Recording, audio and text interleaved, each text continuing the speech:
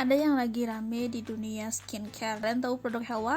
Nah, produk Helwa ini ada yang disinyalir mengandung bahan-bahan berbahaya di luar batas aman penggunaan. Jelas viral karena kita tahu ya brand ini tuh lumayan terkenal di dunia per-endorsan.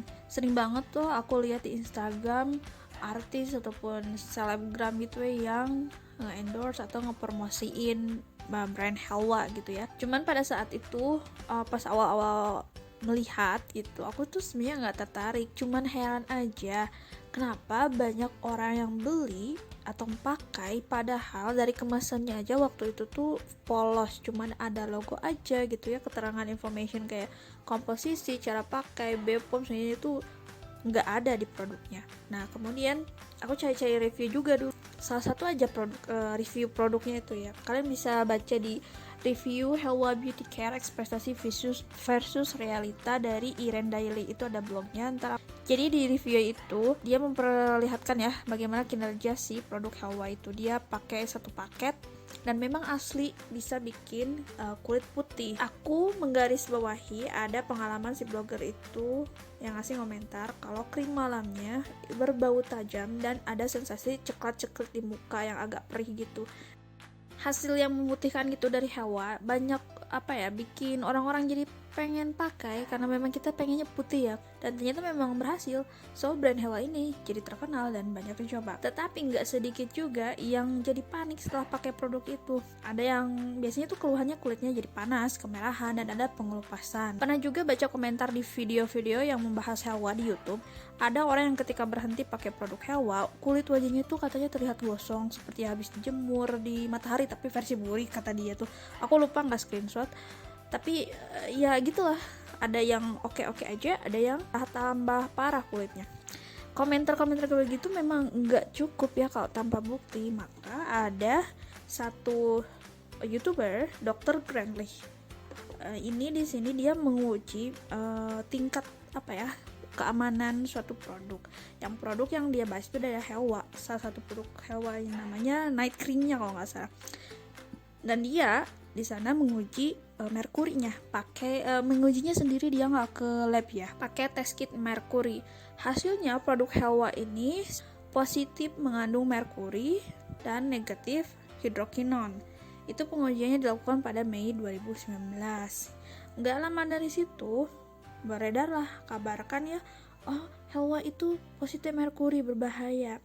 Sampai ada respon dari salah satu food blogger, Tasya Atasia, itu saudara kembarnya si Tasya Farasya kan ya. Dia karena pakai produk dari Helwa juga, jadi dia langsung tes sendiri ke lab. Sayangnya aku nggak nemu video asli Tasya yang melakukan tes itu ya, maksudnya nggak lihat di channel dia. Cuman ada yang re-upload videonya. Di video itu diperlihatkan hasil lab, ternyata si Helwa itu hasilnya negatif merkuri. Nah jadi beda ya hasilnya. Kalau si Dr. Granley itu bilang merkurinya positif, ada indikasi ya positif merkuri berdasarkan tes kit merkuri itu sendiri. Sedangkan kalau si Tashi ini hasilnya negatif merkuri. Nah dari perbedaan hasil ini mungkin ada karena beberapa kemungkinan ya. Pertama, mungkin produk yang mereka gunakan itu berbeda, sama-sama Helwa tapi yang satu palsu, bisa aja kayak gitu kan, karena kemasannya itu sangat sederhana, jadi produk Helwa bisa dengan mudah dipalsukan. Yang kedua, bisa aja Helwa itu merubah komposisinya, punya komposisi yang berbeda kan. Di kemasan Helwa itu nggak ada informasi komposisi, jadi bisa aja yang bikin produk itu merubah bahan-bahan atau gonta-ganti bahan produk tersebut. Tapi karena si Tashi ini menguji langsung ke lab, so pasti banyak orang lebih percaya pada hasil itu kan. Dan aku sendiri percaya dengan hasil lab itu bahwa Helwa negatif merkuri, kan itu berdasarkan lab valid gitu. Kemudian ada lagi seorang dokter namanya Dr. Richard Lee. Dr. Richard Lee itu ikut juga menguji produk night cream Helwa pada November 2019. Di awal video dia ngomong kayak gini, udah mirip food vlogger itu belum? Nah aku tuh kok jadi food blogger sih, bukannya harusnya ini kan masalah beauty gitu. Aku baru ngeh ternyata si food vlogger itu mengacu ke si Tashi itu. Tashi kan itunya food ya, soal makanan. So jadi aku ngambil kesimpulan kalau video Dr. Lee yang awal itu, yang November 2019, sepertinya ingin menindaklanjuti kontennya si Tashi. Kemudian di konten yang itu, Dr. Lee menguji jenis produk Helwa yang sama ke lab yang sama yang dipakai oleh Tashi. Tapi yang diujikan ya kali ini ada 2 macam, yaitu merkuri sama hidrokinon. Hasilnya merkurinya negatif, sama ya.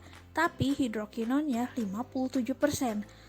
Aku ulang-ulang lagi videonya apa bener 57 atau 5,7. Soalnya Dr. Lee bilang batas aman penggunaan hidrokinon pada suatu produk kecantikan hanya di sekitar 2-5%. Ini sampai 57%. Jadi kelihatan signifikan gitu kan angkanya. Kaget kan kita semua pastilah. Nah, di sini yang ditekankan oleh Dr. Lee adalah bebas merkuri belum tentu bebas dari bahan berbahaya lainnya, karena hidrokinon juga itu termasuk bahan berbahaya. Nggak sampai di situ, Agustus 2020 Dr. Lee kembali menguji produk Helwa. Kenapa diuji lagi? Karena pada saat itu Helwa sudah ganti kemasan, jadi sudah tertera informasi seperti manufacturer, expired date, BPOM, udah ada izin BPOM-nya dan lain sebagainya. Jadi dianggapnya mungkin Helwa mau mengimprove, mau merubah bahan-bahan atau seperti apa gitu ya. Kali aja sekarang udah terbebas dari bahan berbahaya. Kemudian Dr. Lee menguji lagi. Ada produk krim malam yang berkertas biru. Jadi yang awalnya si krim malam tuh biasa-biasa aja polos gitu, ada kertas birunya sekarang dan ada informasi segala macam. Nah, menurut Dr. Lee, kertas biru tuh disebut etiket biru itu artinya tanda racikan. Dr. Lee menyorot hal itu. Kenapa? Karena obat racikan sendiri hanya bisa diberikan dalam pengawasan atau resep dokter. Sedangkan produk Helwa ini bisa bebas dibeli. Dr. Lee aja itu bisa beli tanpa konsul-konsul dulu gitu loh, lewat e-commerce, online shop gitu. Singkat cerita, semua produknya diuji lagi kandungan hidrokinonnya, dan hasilnya ada produk Ocean yang masih mengandung hidrokinon di atas batas aman.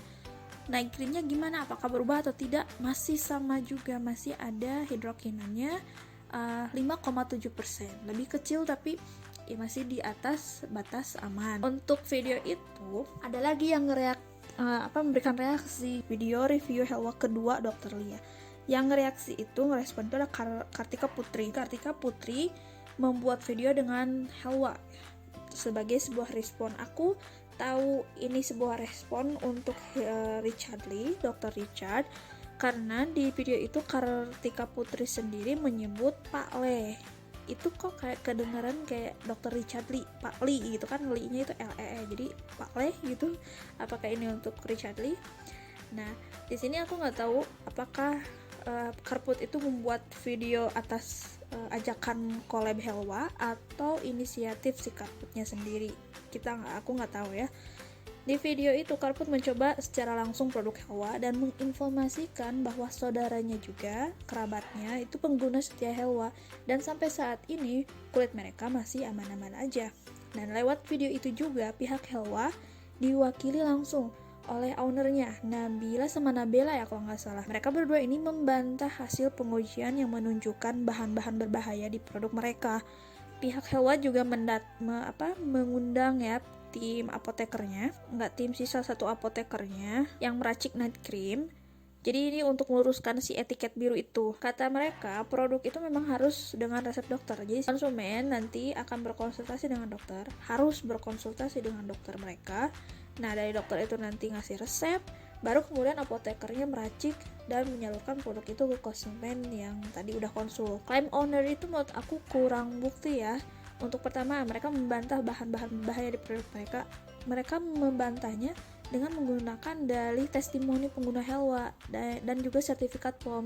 Jadi mereka bilang itu para pengguna Helwa juga nggak apa-apa, kulitnya baik-baik aja, jadi ini aman gitu. Sertifikat BPOM ya. Apa sih arti sertifikat jika kandungannya memang tidak diuji? Kan video yang lagi viral ini tentang Helwa, ada pengujian produk Helwa yang menunjukkan kandungan bahan berbahaya di luar ambang batas aman gitu. Seharusnya mereka juga punya bukti semacam hasil pengujian juga untuk mematahkan klaim itu. Kemudian yang masalah si apoteker itu nyatanya ada orang yang bisa mengakses atau membeli krim night cream itu tanpa konsul dulu. Nah, itu permasalahannya. Kenapa bisa sampai begitu? Efek negatif bahan berbahaya kan bisa muncul juga, nggak langsung dipakai terus gatal-gatal atau kemerahan kayak gitu kan. Tapi ini masalahnya takutnya ada orang yang nggak kenapa-kenapa tapi bahan-bahannya terserap ke tubuh apalagi untuk wanita hamil dan menyusui ya, nanti bahan berbahaya itu kan bisa disalurkan ke si janin atau bayinya dan bahannya numpuk dan terjadi hal yang tidak diinginkan. Video yang saling merespon antara Karput dan juga Richard Lee dan Helwa itu ternyata berlanjut. Karput mengundang Dr. Lee untuk bertemu dan berdiskusi. Dia bilang mau tabayun gitu ya, untuk mengklarifikasi atau gimana lah ya. Kolaborasi itu direkam kayak collab vlog biasa, tapi disaksikan oleh Om Karput sendiri yang seorang pengacara. Aku nggak nonton video fullnya ya, karena panjang banget dan Karput di sana banyak basa-basinya. Video uncut itu yang nggak ada cut atau editingnya itu diupload sama Dr. Lee, ada di channelnya. Sedangkan di channel si Karput sendiri nggak ada. Aku nggak nemu mungkin ya, kurang bagus aku carinya. Sekilas aku juga lihat beberapa adegan-adegan di video TikTok. Kayak Karput tuh bener-bener sound terdengar seperti banyak yang namanya juga artis ya, biasa artis itu bagus dalam bercerita, kemudian ada seperti nada membela diri, seperti diserang dia itu, tapi siapa yang menyerang dia gitu. Pengakuan Dr. Lee sendiri, dia mengira si tim Karput itu mengundang dia tuh buat bikin konten edukasi aja, tapi ujung-ujungnya dalam proses syuting itu dia diberikan pertanyaan yang seperti mengajak klarifikasi, dan akhirnya selepas syuting si Dr. Lee itu dapat somasi dari pihak Karput. So sekarang si Dr. Lee ini dapat 2 kasus. Pertama kasus dengan Helwa dan kedua kasus dengan pihak Karput. Diminta untuk somasi. Pertama dia diminta untuk meminta maaf. Somasinya itu sih, diminta untuk meminta maaf dan juga klarifikasi. Sebenarnya yang side story itu kita nggak perlu dibedah, nggak perlu diperpanjang ya, karena kita sekarang berada di posisi konsumen dan calon konsumen gitu kan, calon konsumen. Jadi setidaknya kita berhak tahu apa aja isi dari produk yang dijual, itu yang paling penting. Jadi semoga kedepannya ada titik terang apakah Helwa ini aman untuk dipakai atau tidak. Aku harapinnya itu keluar dari suatu lembaga yang sah yang untuk menentukan produk ini berbahaya atau tidak gitu, nggak hanya inisiatif personal. Adakah di antara teman-teman yang memiliki pengalaman saat memakai produk Helwa? Boleh di share di kolom komentar.